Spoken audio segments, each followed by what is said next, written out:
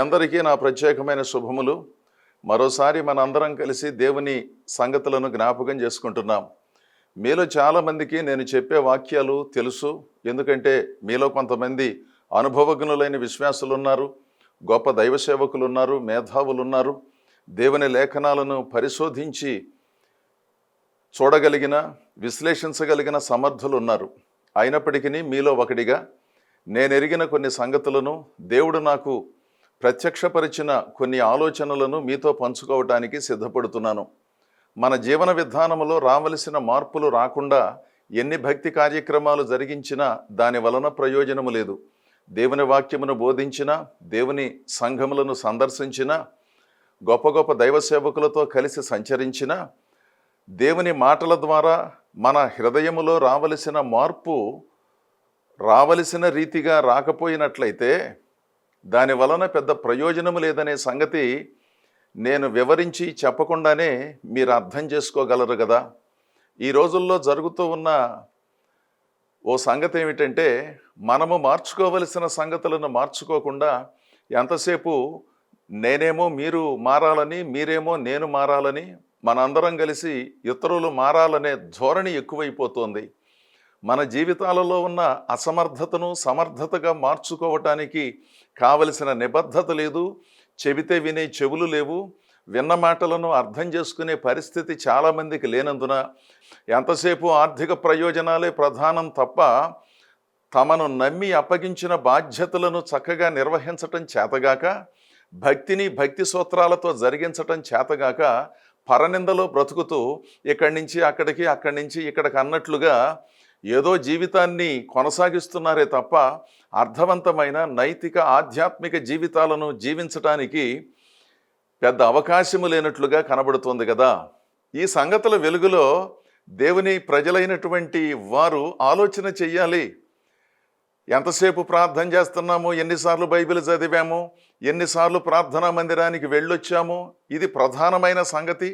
దేవుడంటే ఇష్టమే కానీ మన హృదయములో సరి అయిన లేఖనానుసారమైన ప్రవర్తన రాకుండాను అదో రకమైన ఆధ్యాత్మిక ఆడంబరములో జీవిస్తూ ఉన్నట్లయితే దేవుని దగ్గర నుంచి మనం అనుకున్న ఫలితాలు సాధించలేము కదా. ఎంతసేపు దేవుడు నాకు సహాయం చెయ్యాలి, నా కుటుంబాన్ని ఆదుకోవాలి, నేను ఆర్థికంగా ఉన్నత స్థితిని అందుకోవాలి, ఆధ్యాత్మికంగా అనేక మందికి సేవలను అందించాలనే భావాలు ఒక కోణములో మంచి ఆశయాలుగానే కనబడినప్పటికీ వాటిని మనము దేవుని ద్వారా పొందుకోవటానికి మనం చేయవలసిన ఆధ్యాత్మిక నైతిక పరిశ్రమ అంటూ ఒకటి ఉన్నది కదా. ఆ సంగతులను మనం పరిశీలించాలి. యాకోబు భక్తుడు ఆయా ప్రాంతాలలో చెదరి ఉన్న విశ్వాసులను ఉద్దేశించి కొన్ని ప్రాముఖ్యమైన సంగతులను తెలియజేశారు. ఎందుకంటే వారు ఎదుర్కొనే శ్రమల మధ్యలో కొంతమంది దేవునికి నమ్మకంగా ఉన్నారు, కొంతమంది ఆవేశంతో మరో విధంగా స్పందిస్తున్నారు. అలాంటి వారికి చక్కని భక్తి ధోరణులను ఇతడు నేర్పిస్తున్నాడు. యాకోబు పత్రిక 1వ అధ్యాయము 26వ వచనములో, ఎవడైనను నోటికి కళ్ళెము పెట్టుకొనక తన హృదయమును మోసపరుచుకొనుచు భక్తి గలవాడనని అనుకునిన ఎడల వాని భక్తి వ్యర్థమే. అంటే దైవ సంబంధితమైన సంగతులను మాట్లాడవలసిన రీతిలో, చెప్పవలసిన రీతిలో చెప్పకపోవటం కూడా ప్రమాదకరమైన సంగతే. చాలాసార్లు ఇలాంటి లేఖనాలను చదివినప్పుడు నోటికి కళ్ళెము పెట్టుకొనక వారికి తోచినట్లుగా మాట్లాడటం భక్తిహీనతకు నిదర్శనం అనేది మనందరికీ తెలిసిన సంగతి. నోటికి కళ్ళెము పెట్టుకోవటము అనే భావాన్ని మనం పరిశీలించినప్పుడు దేవుని వాక్యమును వాక్యముగా చెప్పకుండా ఎవరికి తోచినట్లుగా వారు వ్యాఖ్యానం చేసి, అదేమంటే దేవుడు నాకు బయలుపరిచాడని చెప్పి వాస్తవాలకు విరుద్ధమైన విచిత్రమైన వ్యాఖ్యానాలు జరిగించటం కూడా నోటికి కళ్ళెము పెట్టుకోకపోవటంతో సమానం. ఈ సంగతిని కూడా మనం ఆలోచించాలి. సహజంగా ఈ వాక్యాలు చదివినప్పుడు దుర్భాషలాడటం, గర్వంగా మాట్లాడటం, నిర్లక్ష్యంగా వ్యవహరించటం ఇలాంటివి అని మనం భావిస్తాం. ఆ మాట నిజమే కానీ దైవ సంబంధితమైన సంగతులను అనవసరమైన వ్యాఖ్యానాలతో విస్తరించి, అదేమంటే దేవుడు నాతో చెప్పాడని వారి వ్యక్తిగత అభిప్రాయాలను వాళ్ళ మీద వీళ్ళ మీద రుద్ది అదో రకమైనటువంటి విచిత్రమైన భావాన్ని కనపరిచే పద్ధతి కూడా నోటికి కళ్ళెము పెట్టుకోకపోవటమే. దేవుని పేరుతో దేవునికి సంబంధము లేని భక్తి జరిగించే వారి సంఖ్య ఈ రోజులలో చాలా ఎక్కువైపోయింది కదా. మీ ఊర్లోనూ మా ఊర్లోనూ ఎక్కడ పడితే అక్కడ ఉన్నారు కదా. అదేమంటే దేవుడు నాతో చెప్పాడు అంటారు. దేవుడు చెప్పిన సంగతి తప్పనిసరిగా ఈ రోజో రేపో ఎల్లుండో ఎప్పుడోసారి నెరవేరాలి కదా. అది దరిదాపుల్లో కూడా కనబడనప్పుడు, అలా దేవుడు నాతో చెప్పాడు అనే వారి జీవితాలు బైబిల్ గ్రంథానికి విరుద్ధముగా ఉన్నప్పుడు వారి మాటలను మనం విశ్వసించవలసిన అవసరత ఉన్నదా? అలాంటి వారు కూడా నోటికి కళ్ళెం పెట్టుకోవాలి. అనవసరంగా సామాన్యమైన విశ్వాసులను భయపెట్టడం, ప్రవచనాల పేరుతో, దర్శనాల పేరుతో, దేవుడు నాతో చెప్పాడనే పేరుతో, మీ చుట్టూ కీడు తిరుగుతోందనే పేరుతో, చీకటి మిమ్మల్ని ఆవరిస్తోందనే పేరుతో రకరకాలుగా భయభ్రాంతులను వారికి కలిగించి, అందులో నుంచి బయటపడాలి అంటే నా చుట్టూ తిరగాలన్నట్లుగా ఏదో ఒక లబ్ధిని ఆశించి జరిగించే విచిత్రమైన దైవ విరుద్ధమైన సేవలు అనబడిన వాటిని జరిగించే వారికి ఎంత దూరంగా ఉంటే అంత మంచిది. అసలు బైబిల్ గ్రంథంలో అన్ని సంగతులు ఉన్నాయి కదండి. దేవుడేదైనా చెప్పాలని అనుకుంటే అది దర్శనం ద్వారానో ప్రవచనం ద్వారానో కాస్త నిజాయితీ కలిగిన దైవ సేవకులు విశ్వాసుల ద్వారా తెలియజేస్తాడు. నాకేదన్నా చెప్పమంటే చెప్పే పద్ధతిని మాత్రమే కాకుండాను, మనకు దేవుడేదైనా చెప్పాలని అనుకోండి, బైబిల్లో ఉన్న సంగతులు మనం సరిగా అర్థం చేసుకోవటం లేదనుకోండి, వాటిని దర్శనము ద్వారా మనకు విశదపరిచి లేదా ప్రవచనము ద్వారా మనకు తెలియజేసి మన జీవితాలను క్రమపరిచే పద్ధతిని దేవుడు అనుసరిస్తాడు. అంతేగాని మనకు కావలసినప్పుడల్లా దర్శనం రావటం, మనకు చెప్పాలనుకున్నప్పుడల్లా ఒక ప్రవచనం రావటం, ఇవన్నీ కొంతమంది, అందరూ కాదు, కొంతమంది వ్యక్తిగతమైన అభిప్రాయాలతో మానసికంగా వారు ప్రేరేపించబడి ఇలాంటి సంగతులను జరిగిస్తున్నారు. అలాంటి వారు కూడా నోటికి కళ్ళెం పెట్టుకోవాలి. మనం సహజంగా నేను ఇంతకు ముందు చెప్పినట్లుగా వ్యర్థమైన మాటలు మాట్లాడేవారు నోటికి కళ్ళెం పెట్టుకోవాలి. అది ఒక రకమైన వ్యాఖ్యానమే కానీ అర్థవంతమైన సంగతులు కాకుండా అర్థరహితంగా ఏది పడితే అది దేవుని పేరుతో చెప్పే కొంతమంది భక్తులు అనబడిన వాళ్ళు కూడా నోటికి కళ్ళెము పెట్టుకుని అదుపులో ఉండాలి. అంతేగాని నా సంఘం నా ఇష్టం, నా కార్యక్రమం నా ఇష్టం, వినేవాళ్ళు వింటారు లేకపోతే లేదు, అదేమంటే దేవుడు నాకు బయలుపరిచాడని వాస్తవ విరుద్ధమైన సంగతులు, దేవుని లేఖనాలకు విరుద్ధమైన సంగతులను చెప్పుకుంటూ ప్రజలను గలిబిలి చేసేవారి చుట్టూ విఘ్నులైన విశ్వాసులు, పెద్దలైన వారు, అనుభవజ్ఞులు అభిమానం పేరుతో తిరగవలసిన పని లేదని నేను మనవి చేస్తున్నాను.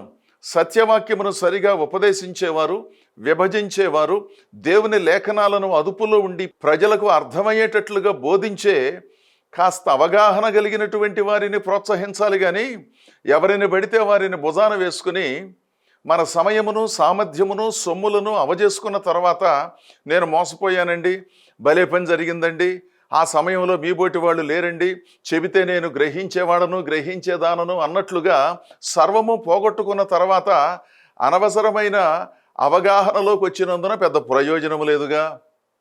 దేవుని సంగతులను కాస్త జ్ఞాన హృదయముతోనే మనం ఆలోచన చెయ్యాలి. ఇక్కడ భక్తుడు చెప్పిన మాట, నోటికి కళ్ళెము పెట్టుకొనక తన హృదయమును మోసపరుచుకొనుచు భక్తి గలవాడనని అనుకునిన ఎడల వాని భక్తి వ్యర్థమే. అర్థం లేని కార్యక్రమాలను జరిగిస్తూ అది మహాభక్తి అని, అసలు దేవుడు నాకు కనపరిచాడని, నా అనుభవము ఎవరికీ లేదని చెప్పుకుంటూ తిరిగే వాళ్ళు ఉన్నారే, వాళ్ళ విషయంలో కాస్త జాగ్రత్తగా ఉండమని భక్తుడు తెలియజేస్తున్నాడు. 34వ దావీదు కీర్తనలో దావీదు భక్తుడు అద్భుతంగా ఓ సంగతిని ప్రస్తావించాడు. 13వ చరణములో ఈ విధంగా ఉన్నది, చెడ్డ మాటలు పలుకకుండా నీ నాలుకను, కపటమైన మాటలు పలుకకుండా నీ పెదవులను కాచుకొనుము, కీడు చేయుట మాని మేలు చేయుము. ఈ వాక్యాన్ని చదివినప్పుడు సహజంగా వ్యర్థమైన మాటలు, డంభముతో కూడిన మాటలు, పిచ్చి మాటలు మాట్లాడటం మంచిది కాదనే భావన మనందరికీ ఉన్నది. అది నిజమే. దాని గురించి నేను పెద్దగా చెప్పకుండానే మీరందరూ గ్రహించడం సాధ్యమవుతుంది కదా. చెడ్డ మాటలు అంటే పరులను గురించి చెప్పే మాటలే చెడ్డ మాటలు కాదు. కపటమైన మాటలు అంటే లోపలొకటి పెట్టుకుని బయటికి ఇంకొకటి మాట్లాడటమే కపటం కాదు. అది ప్రాథమిక దశలో మనందరికీ తెలిసిన సంగతే. చెడ్డ మాటలు, కపటమైన మాటలు అంటే దేవుని వాక్యమునకు విచిత్రమైన, విడ్డూరమైన వ్యాఖ్యలను జోడించి బోధించటం కూడా చెడ్డ మాటలు పలకటంతో సమానమనే సంగతిని మనం గుర్తించాలి. ఎంతసేపు మన ధోరణిని మార్చుకోకుండా అదేమంటే దేవునికి ప్రార్థన చేస్తున్నాను, దేవుడు నాతో మాట్లాడుతున్నాడు, అసలు నా దర్శనాలు, నా అనుభవాలు చెప్పాలంటే రోజులు సరిపోవు అని కొంతమంది ఇదే ఉద్యోగంతో బయలుదేరుతూ ఉంటారు. అంత గొప్ప అనుభవాలు, అంత గొప్ప దర్శనాలు దేవుడు ఇస్తూ ఉన్నప్పుడు కుటుంబ సభ్యులతో సమాధానంగా ఎందుకు ఉండటం లేదు? ఓ సంఘానికి కట్టుబడి ఎందుకు వారు కొనసాగటం లేదు? ఎంతసేపు విధేయత ముసుగులో వారు ఎంత గొప్పవారో, వారికి ఎన్ని అద్భుతమైన ప్రత్యక్షతలు ఉన్నాయో వినేవాళ్ళుంటే వారి గొప్పతనాన్ని చెప్పుకోవటానికి విచిత్రమైన ప్రయత్నం చేస్తూ ఉంటారు. సర్లేండి, ఎప్పుడైనా వారి అనుభవాలను బాగా కావలసిన వారితో వివరంగా పంచుకోవటం తప్పని నేను అనట్లేదు, కానీ కొంతమంది అదో రకమైనటువంటి జీవపు డంబములో ఉండి ప్రజలందరూ తమను మెచ్చుకోవాలనే ధోరణితో ఇలాంటి సంగతులను ప్రజలకు, అనగా తెలిసిన వారికి తెలియని వారికి వివరించి కాలహరణం చేస్తారన్నమాట. విన్న దేవుని సంగతులను, అందులో నుంచి దేవుడు మాట్లాడిన వాటిని దైవ సేవకులతో సంభాషించటం కంటే వాళ్ళ అనుభవాలను పంచుకోవటానికి, వాళ్ళెంత గొప్పవాళ్ళో తెలియచేయటానికి, వాళ్ళెంత మేధావులో తెలియచేయటానికి ఆ సమయాన్ని వాడుకుని అవసరమైనటువంటి వారు వేచి ఉండగా వారితో మాట్లాడటానికి, వారి కొరకు ప్రార్థన చేయటానికి అవకాశం లేకుండా, ఒక తెంపు లేకుండా మాట్లాడుతూ ఉంటారన్నమాట. అలాంటి గొప్ప అనుభవాలు కలిగిన వాళ్ళు కుటుంబంలో ఉన్న భర్తలను, భార్యలను, పిల్లలను, తల్లిదండ్రులను, బంధుమిత్రాదులను ప్రభు సన్నిధికి నడిపించటంలో విఫలమై అద్భుతమైన అవగాహన కలిగిన వారుగా చెప్పుకుంటున్నారు. వారిలో కొంతమంది జ్ఞానంగా వ్యవహరించి ఎంత ప్రయత్నం చేసినప్పటికీ కొంత ఆలస్యం అయితే ఆ దారి వేరు. కానీ చాలామందిని నేను గమనించాను, మీరు కూడా గమనించారు కదా, చెడ్డ మాటలు, అనవసరమైనటువంటి మాటలు మాట్లాడకపోయినా జీవపు డంబములో నుంచి మాట్లాడే వ్యర్థమైన మాటలు, భక్తి ముసుగులో వ్యర్థమైన మాటలు ఉన్నాయి చూసారా, అవి ఎందుకు పనిచేయవు. సంఘములో వీళ్ళు క్రియాశీలక సభ్యులుగా ఏనాడు మారరు. పెత్తనం చేయటం తప్ప పరిచర్య చేయటం చేత కాదు. దేవుడు ఎన్ని ఆర్థిక దీవెనలు వారికి ఇచ్చినప్పటికీ ఏదో ఒక సాకుతో అలాంటి వాటిని ఏనాడు ఎన్నడూ నెరవేర్చకుండాను ఎప్పుడు వేదికలపైన సమయం కావాలి, ప్రార్థనా మందిరాలలో సమయం కావాలి, ఆ సమయాన్ని వినియోగించుకోవటంలో మాత్రం ఏ విధమైన పరిధి ఉండదు. దైవ సేవకులు కూర్చుని వీళ్ళకి అవకాశం ఇవ్వాలి, ఇవ్వకపోతే మరో రీతిగా ప్రవర్తించటం, మాట్లాడటం ఈనాటి సంఘాలలో కొంతమంది ద్వారా జరుగుతోంది కదా. అట్టివారు కూడా మారు మనసు పొందాలి. అసలు నిజమైన భక్తి, నిష్కలంకమైన భక్తి విధానం ఏమిటి? తమను తాము భక్తి పేరుతో మోసం చేసుకుంటూ ఘనులమని చెప్పుకునే ధోరణి కలిగిన ఆధ్యాత్మిక ఆడంబరాలను జరిగించేవారు ఆలోచించవలసిన అవసరత ఎంతో ఉన్నదని భక్తుడు చెబుతున్నాడు. 34వ కీర్తనను మీరు పరిశీలించినప్పుడు దేవునిలో కాస్త ఆనందమయమైన జీవితాన్ని కలిగి ఉండాలి అంటే కొన్ని పద్ధతులను అనుసరించాలండి. చాలామంది చేసేది ఏంటంటే వాళ్ళల్లో రావలసిన మార్పు, రావలసిన విభాగాలలో తెచ్చుకోకుండాను కనబడిన వాళ్ళందరితో ప్రార్థనలు కోరటం, ప్రతిరోజు ప్రార్థనలో జ్ఞాపకం చేసుకోమని అడగటం. మరి వాళ్ళ గురించి, వాళ్ళ కుటుంబము గురించి ప్రతిరోజు వాళ్ళు చేస్తున్నారో లేదో తెలియదు, కానీ ఎవరికి ఫోన్ చేసినా ఇదే ప్రధానాంశమైనట్లుగా భావించటం. అది ఎలా సాధ్యమవుతుంది చెప్పండి? ఈ భూలోకంలో ఉన్న వారిని అందరినీ రోజువారీ జ్ఞాపకం చేసుకుని ప్రార్థన చేయటం మీకు సాధ్యమవుతుందా? నా కోసం రోజు ప్రార్థన చేయటం మీకు సాధ్యమవుతుందా? మీ కుటుంబ సభ్యుల కొరకు రోజు ప్రార్థన చేయటం, వాళ్ళు మీ జ్ఞాపకంలో ఉండటం మానవ సహజమైన సంగతి కదా. ఎక్కడో కొంతమంది ఉంటారు, కాస్త బాధ్యతలను ప్రక్కన పెట్టి కొన్ని పేర్లు రాసుకుని రోజు ప్రార్థన చేస్తారు. వారికి కూడా ప్రతిరోజు అందరి గురించి ప్రార్థన చెయ్యాలి అంటే 24 గంటలు సరిపోదు. మనం మారవలసిన విభాగాలలో మార్పు తెచ్చుకోకుండాను, మన బుద్ధులను మార్చుకోకుండాను, మన ఆలోచన విధానాన్ని సవరించుకోకుండాను ఎంతసేపు వాళ్ళు నా కోసం ప్రార్థన చేయాలి, వీళ్ళు నా కోసం ప్రార్థన చేయాలి, ప్రార్థన ఉచితమే కదా, ఎటుపోయి ఎటు వస్తుందో ఇక్కడ ఉన్న వాళ్ళందరితో ప్రార్థన చేయించుకుందామనే భావన, విచిత్రమైన సహృదయం కొంతమందికి ఉన్నది. వాళ్ళు బైబిల్ చదవరు, ప్రార్థన చేయరు, క్రమముగా దేవుని మందిరానికి వెళ్ళాలని తెలిసినా వెళ్ళరు. కానీ వాళ్ళు ప్రార్థన కోరగానే అందరూ ప్రార్థన చేయాలి. ఒకవేళ ఒత్తిడిగా ఉండి ప్రార్థన చేయలేదనుకోండి, వాళ్ళు ప్రార్థన చేయలేదని అదో రకంగా మాట్లాడుతూ ఉంటారు. పరిస్థితులను అర్థం చేసుకుని మనం చేయవలసిన వాటిని మనం చేద్దామనే భావన కంటే అనవసరమైన సంగతులతో రేపబడి అర్థం లేనటువంటి ఆధ్యాత్మిక కార్యక్రమాలను కొంతమంది జరిగించటం మీకు మాత్రం తెలియదా? అందుకని దేవుని ప్రజలారా, భక్తి పేరుతో మనలను మనం మోసం చేసుకోవటం, నేను దేవుని సేవలో ఉన్నానని చెబుతూ అదో రకమైన వింత ప్రవర్తనను జరిగించటం, వింత వింత బోధలు చేయటం, వింత వింత భక్తి కార్యక్రమాలు జరిగించటం, అదేంటండి అది అలా చేస్తున్నారని అంటే, దేవుడు నాతో చెప్పాడండి, దర్శనంలో చెప్పాడండి అనటం, ఇతరుల నోరును దేవుడు చెప్పాడనే పేరుతో మూయించటం, మనకెందుకులే దేవుడు చెప్పాడు అని అంటున్నారు కదా అని వీరు మౌనంగా ఉండటం, ఆ పరిస్థితులు తిరగబడినప్పుడు ఎందుకు ఇలా జరిగింది అంటే, ఏమో నాకు తెలియదు, అప్పుడైతే దేవుడు నాతో చెప్పాడు, ఇప్పుడు ఇది ఎందుకు జరిగిందో నేను చెప్పలేనని దాటవేయటం, ఇవన్నీ అనవసరమైనటువంటి సంగతులు. ఇవన్నీ కూడా వ్యర్థమైన మాటలతో సమానం. మనలను మనం భక్తి పేరుతో, దేవుని సేవ పేరుతో మోసం చేసుకోవలసిన కర్మ క్రైస్తవ సంఘములో ఉన్న విఘ్నులైన వారికి పట్టలేదు. యోగ్యులు, సమర్థులు, మేధావులైన దైవ సేవకులు కొంతమంది ఉన్నారు.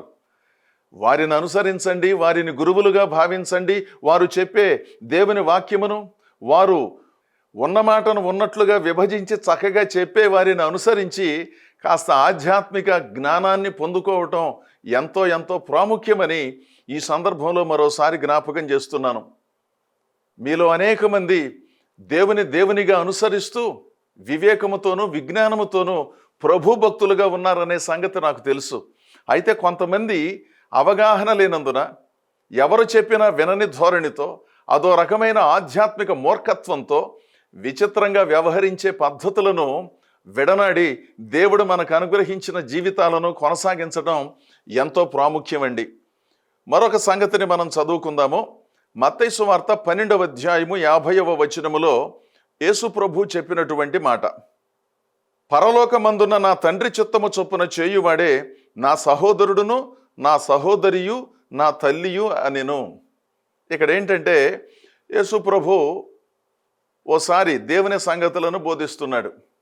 ఆయన నజరేతులో 30 సంవత్సరములుండి ఆ తర్వాత సంచార బోధకుడుగా యోదయ, గలిలయ ప్రాంతాలు, అదేవిధంగా అప్పుడప్పుడు సమరయ, ఈ ప్రాంతాలలో సంచరిస్తూ బోధిస్తూ ఉన్నప్పుడు తన కుటుంబ సభ్యులు ప్రభు దర్శనం చేసుకోవటానికి వచ్చారు. వారు ఆ సమావేశానికి రాగానే అక్కడున్న కొంతమంది శిష్యులను, కొంతమంది భక్తులు గుర్తించి ప్రభువుకు ఆ సమాచారాన్ని చేరవేయటం జరిగింది.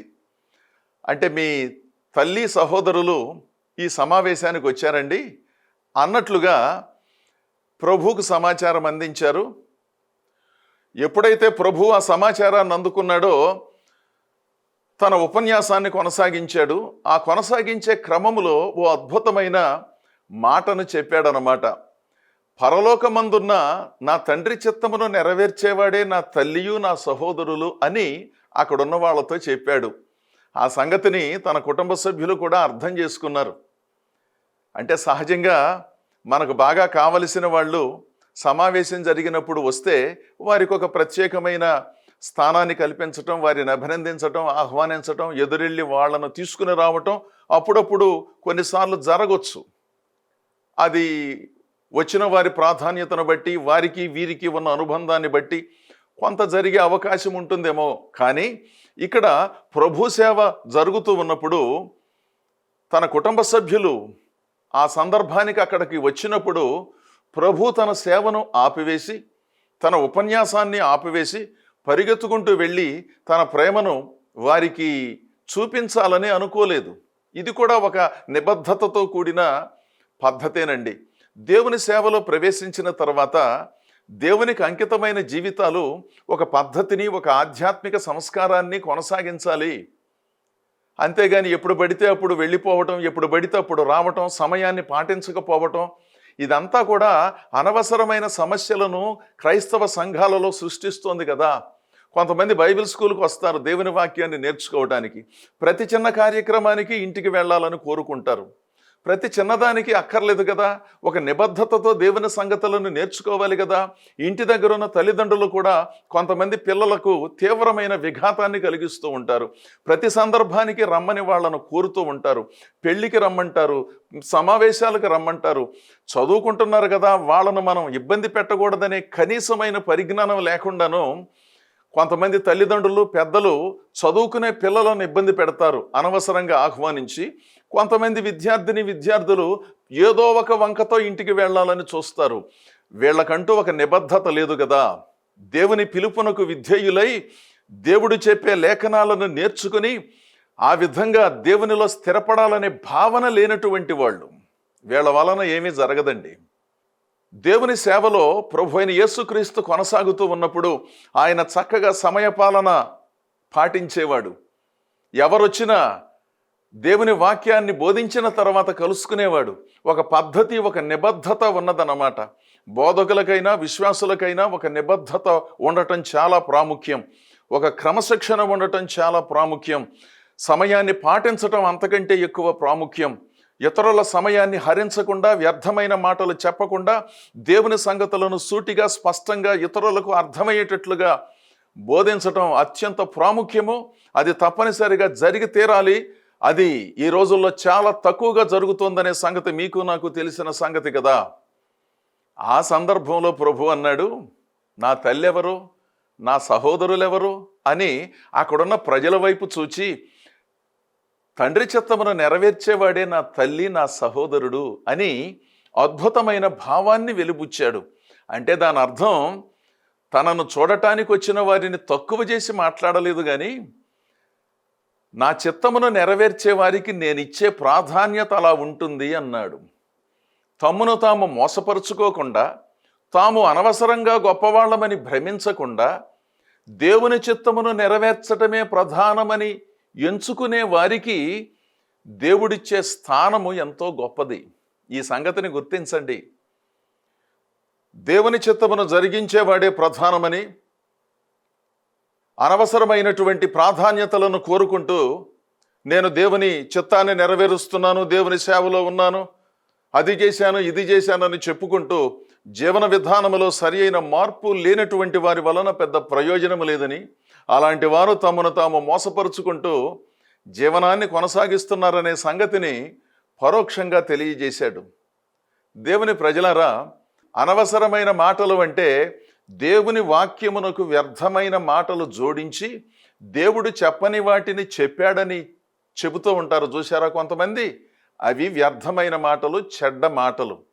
అలాంటి వాటిని చెప్పి తమ్మును తాము మోసపరుచుకుని ఇతరులను మోసం చేయకుండాను అర్థవంతమైన భక్తి జీవితాలను కొనసాగిస్తూ ప్రభువులో కొనసాగినప్పుడు మన జీవితాలు అద్భుతంగా ముందుకు సాగుతాయి. దేవుడు స్వస్థతను, సమాధానమును, సంక్షేమమును అనుగ్రహించి దివ్యముగా నడిపిస్తాడు. దేవుడు మిమ్ములను, మీ కుటుంబాలను బహుగా దీవించునుగాక. ఆమేన్.